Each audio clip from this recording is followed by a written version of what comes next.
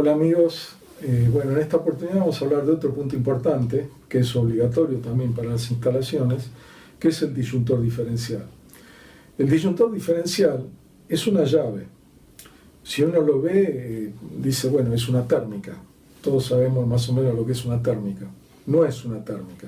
Es una llave también, sirve para abrir el circuito, pero no trabaja como una térmica. Una térmica es una llave que reemplaza lo que antes eran los fusibles. Antes, cuando había mucha corriente en el circuito por algún problema, una carga muy importante de corriente, entonces al principio se quemaban los fusibles.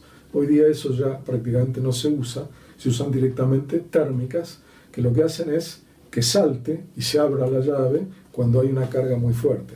Pero estamos hablando de 30 amperes o valores más altos.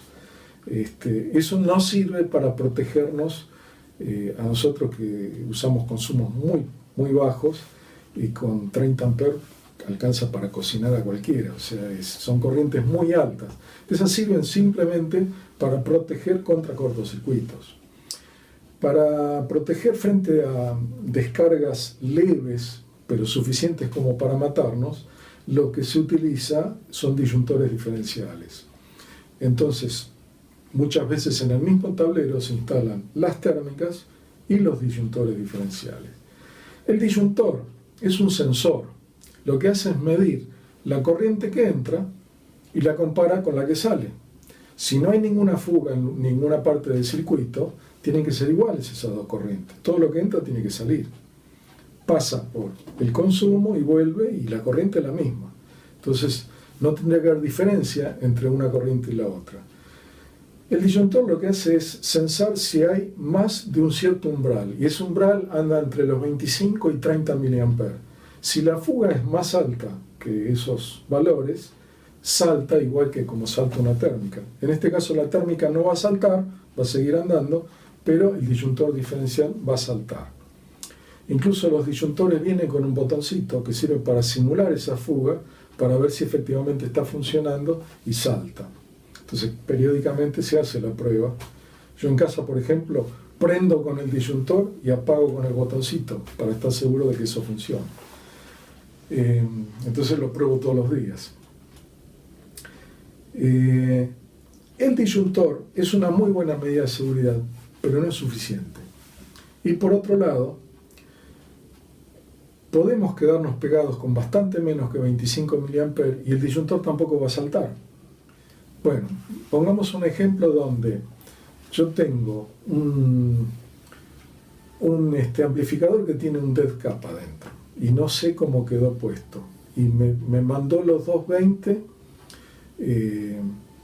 a las cuerdas de mi guitarra, pero como yo tengo calzado aislante, tengo, no sé, una borseguía, zapato de goma o zapatillas, no me doy cuenta que tengo los 220 en la mano, porque no pasa nada. Yo los puedo tener tranquilamente y ni me doy cuenta. Cuando tomo el micrófono, resulta que el micrófono tiene una PA con un autotransformador y me está poniendo 110. Entonces me quedaron 110 en esta mano y 220 en esta mano. No estoy mandando nada a tierra, porque todo está aislado de tierra. Pero quedé con 110 a través de mi cuerpo.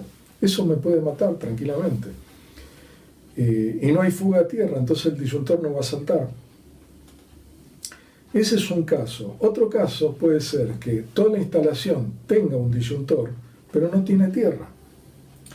Entonces, si yo tengo zapatos de goma y estoy aislado de la tierra real, el disyuntor no va a ser capaz de circular suficiente corriente como para llegar a saltar.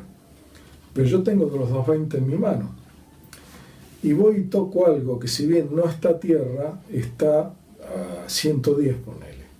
Entonces voy a recibir esa tensión. Cualquier cosa que haga circular corriente por mi cuerpo y no logre hacer saltar el disyuntor puede llegar a matarme.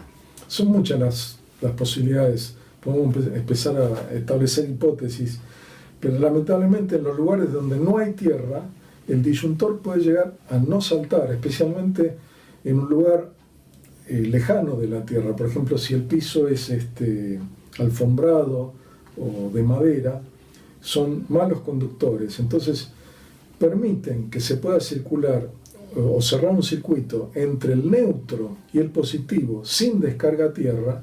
Y para el disyuntor, si vos estás cerrando un circuito entre positivo, entre vivo y neutro, vos sos una lamparita. El disyuntor no se va a dar cuenta. Pues pueden llegar a estar pasando amperes por vos y el disyuntor no va a saltar, porque solamente detecta descargas a tierra, no corriente de consumo. Y así es como tendría que trabajar, eso es correcto para el disyuntor. Entonces, si bien yo lo recomiendo, no es suficiente, no alcanza para protegernos 100%.